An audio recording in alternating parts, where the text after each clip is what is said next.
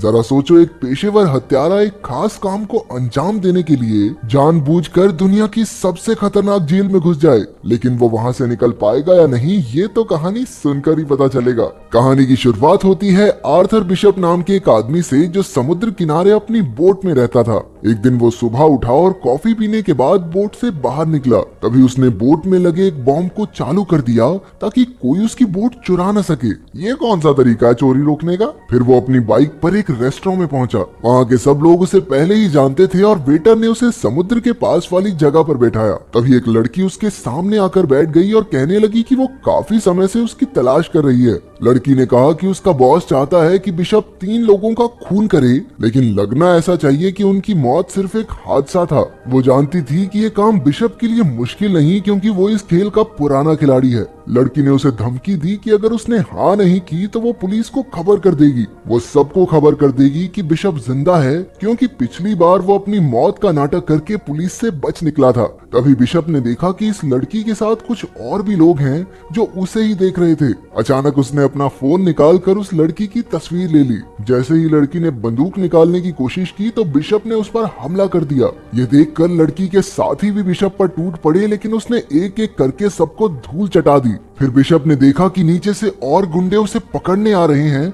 इसलिए वो दीवार से कूदकर एक केबल कार पर लटक गया। उस लड़की ने अपने साथियों के साथ बिशप का पीछा किया और केबल कार में घुस गई। वो बिशप को अंदर ढूंढ रही थी, लेकिन वो तो छत पर था। लड़की ने छत पर बंदूक चला दी, लेकिन बिशप ऐन वक्त पर कूद गया और एक पैराशूट पर जा गिरा। रात को जब वो अपनी बोट पर जाने लगा तो उसने देखा कि 2 लोग पहले से ही वहाँ मौजूद थे। उसने बिना समय गवाए अपना फोन निकाला और बोट में धमाका कर दिया। इसके बाद वो माल उतारने और चढ़ाने की जगह पर पहुंचा। उसने एक डब्बा खोला और अपने पासपोर्ट्स और बाकी कागज जला दिए। फिर बिशप थाईलैंड के एक टापू पर गया, जहां वो एक लड़की से मिला जिसे वो पहले से जानता था। ये लड़की वहां के एक होटल की मालकिन थी। वो उसे एक कमरे में ले गई और बिशप ने एक खुफिया जगह से एक बैग निकाला।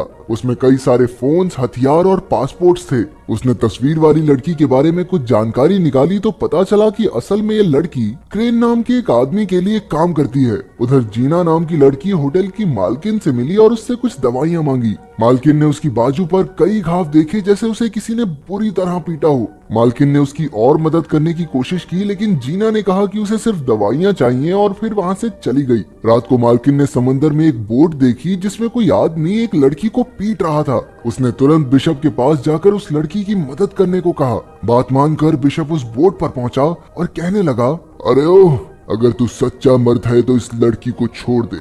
वो लड़की जीना ही थी, लेकिन उस आदमी ने बिशप की एक ना सुनी और अपनी बंदूक निकाल ली। इस गलती के लिए बिशप ने उसकी काफी धुलाई करके उसे मार डाला। इसके बाद उसने मालकिन से कहा कि जीना को लेकर होटल चली जाए। फिर जब उसने बोट की छानबीन की तो उसे जीना का पासपोर्ट और फोन मिला जिसमें बिशप की तस्वीर थी। आखिरकार उसने बोट को धमाके से उड़ा दिया और होटल में वापस आया। उसने जीना से पूछा कि उसकी तस्वीर जीना के फोन में क्या कर रही है। उसने जीना से साफ साफ पूछा कि क्या वो भी क्रेन के लिए काम करती है। जीना ने सहमी हुई आवाज में बताया कि क्रेन उसे धमका रहा है। अब तक जो हुआ वो क्रेन के प्लान का हिस्सा था ताकि जीना बिशप से मिल सके। जीना ने बताया, दरअसल मेरा काम तो सिर्फ इतना है कि मुझे तुमसे मिलकर एक नंबर पर कॉल करना है और फिर मेरा मिशन खत्म। बिशप ने पता लगाया कि जीना अनाथ बच्चों को पालती है जिनकी तस्करी हो रही थी। क्रेन ने जीना को धमकाकर कहा कि अगर वो उसकी बात नहीं मानेगी तो वो उसके बच्चों को मार डालेगा। बिशप ने देखा कि एक बोट टापू की ओर बढ़ रही है जिसमें बहुत से आदमी हैं जो टापू पर नजर रखे हुए थे। बिशप ने जीना से कहा, देखो तुम्हें मेरे साथ दोस्ती बढ़ाने का नाटक करना होगा ताकि क्रेन को शक ना हो। उसने ऐसा ही किया और बिशप ने इस सब में उसे घसीटने के लिए उससे माफी भी मांगी, लेकिन उसके पास इसके सिवा कोई रास्ता नहीं था। बिशप ने बताया कि उसे जानकर खुशी हुई कि वो अनाथ बच्चों को पालती है, क्योंकि वो खुद भी एक अनाथ था। बचपन में उसे और क्रेन को एक गैंगस्टर ने खरीदा था। बिशप तो उसके चंगुल से भागने में कामयाब हो गया, लेकिन क्रेन भाग न सका। इसलिए उन्होंने क्रेन को गुनहगार समझकर उसे सजा दी और तब से क्रेन बिशप से नफरत करता है। खैर, बिशप ने जीना को इस मुसीबत से निकालने के लिए एक प्लान बनाया और निशानी के तौर पर अपनी घड़ी दी। अगले दिन क्रेन के आदमियों ने जीना को किडनैप कर लिया। फिर बिशप ने क्रेन को कॉल करके 2-2 हाथ करने की चुनौती दी। जब वो दोनों मिले तो बिशप ने कहा, क्रेन, जीना को छोड़ दे वरना तेरे लिए अच्छा नहीं होगा। वो बहुत अच्छी लड़की है, उसे जाने दे। लेकिन क्रेन कहने लगा, छोड़ तो मैं दूंगा, लेकिन उसके लिए तुम्हें 3 लोगों का कत्ल करना होगा। Cold blooded murder. इसमें पहला आदमी है अफ्रीका का एक गुंडा जो दुनिया की सबसे खतरनाक जेल में कैद है। फिर क्रेन ने उसे एक जीपीएस ट्रैकर निगलने को कहा ताकि काम पूरा होने पर उसके आदमी बिशप तक पहुंच सके। जब बिशप ने जीना के जिंदा होने का सबूत मांगा तो क्रेन ने कहा कि हर मिशन पूरा करने के बाद वो जीना से फोन पर बात कर सकता है और तीनों मिशन पूरे हो जाने के बाद जीना रिहा हो जाएगी।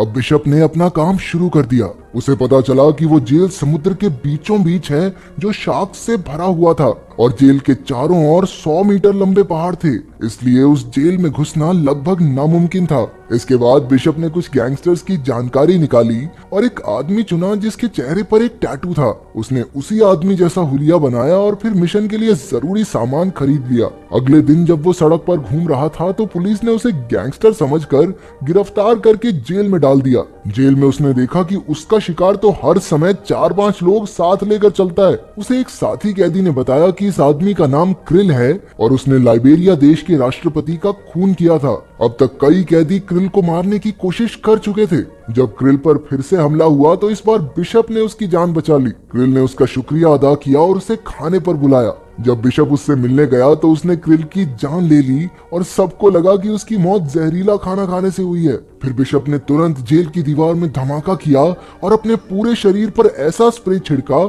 जिससे शार्क्स उसके नजदीक न आए। अंत में उसने जीपीएस कैप्सूल निगला और समुद्र में कूद गया। उधर बोट के कैप्टन के पास मैसेज आया कि बिशप ने काम पूरा कर दिया है। उसकी लोकेशन ढूंढकर क्रेन के आदमियों ने उसे बचा लिया। फिर बिशप ने जीना से फोन पर बात की तो जीना ने बताया कि बिशप के पास अगले आदमी को मारने के लिए सिर्फ 36 घंटे हैं, नहीं तो वो लोग जीना को मार देंगे। अब क्रेन ने उसे दूसरे आदमी की जानकारी भेजी। इस आदमी का नाम एड्रियन है जो कि एक अरबपति था। ये इंसानों की तस्करी का धंधा करता है, लेकिन उस तक पहुंचना बहुत मुश्किल था क्योंकि वो ऑस्ट्रेलिया में एक बिल्डिंग के 58वें माले पर रहता है जहाँ के सारे दीवार, दरवाजा, खिड़की बुलेट प्रूफ थे।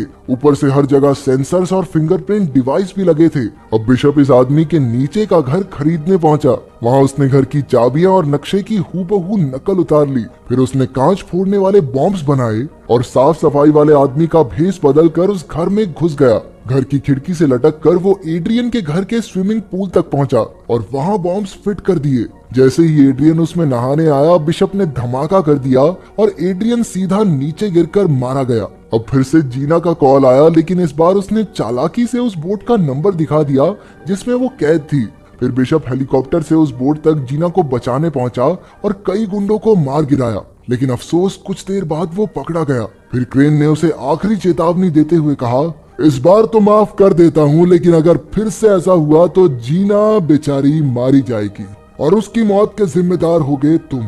अब बिशप का आखिरी मिशन था अमेरिका में रहने वाले मैक्स को मारना। वो एक ऐसी बिल्डिंग में छिपा हुआ था जो पहाड़ के ऊपर बनी है और वहाँ सबमरीन्स का कारखाना था। इन सबमरीन्स में बड़ी बड़ी मिसाइल्स छिपाई गई थी। वहाँ खुफिया तरीके से किसी का भी अंदर आना या अंदर से बाहर जाना नामुमकिन था। जो भी वहाँ घुसने की कोशिश करता वो मौत के मुंह में जा गिरता। बिशप के पास इस काम को अंजाम देने के लिए 48 घंटे का वक्त था। उसे खबर मिली कि मैक्स ने एक हेलीकॉप्टर मंगवाया है, इसलिए उसने हेलीकॉप्टर के नीचे छुपकर मैक्स तक पहुंचने का प्लान बनाया। जब उसकी तरकीब कामयाब रही तो उसने बिल्डिंग के सारे कैमरा जाम कर दिए। चारों ओर हड़कंप मच गया और गार्ड्स मैक्स को एक खास कमरे में ले जाने लगे। तभी बिशप ने लिफ्ट में धमाका कर दिया, लेकिन किसी तरह मैक्स खास कमरे तक पहुंच गया। हालांकि अपना हीरो तो पहले से ही वहां मौजूद था।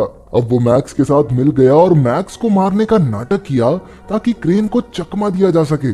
उसका प्लान था कि जब क्रेन के आदमी मैक्स की लाश ढूंढने आएंगे तो क्रेन बोट में अकेला होगा और उस समय उसे खत्म करना कोई बड़ी बात नहीं। उन्होंने प्लान के मुताबिक मैक्स की मौत का नाटक किया और जैसे ही वहां धमाका हुआ, बिशप उसे समंदर से बचाकर एक टापू पर ले आया। फिर बिशप ने क्रेन को कॉल करके कहा, अबे ओ जीना को छोड़ दे। लेकिन क्रेन ने पहले मैक्स की लाश देखने की मांग की। बिशप ने बताया कि लाश उसकी सबमरीन में पड़ी है। इसके बाद क्रेन ने सबमरीन पर मैक्स की लाश देखने के लिए अपने आदमी भेजे। बिशप ने भी उनके लिए हर जगह बॉम्ब्स लगाकर तैयारी कर रखी थी। जैसे ही उसके आदमी वहां पहुंचे, बिशप ने उन्हें गोलियों से भून दिया। उधर क्रेन ने ये सब अपने कैमरा से देख लिया।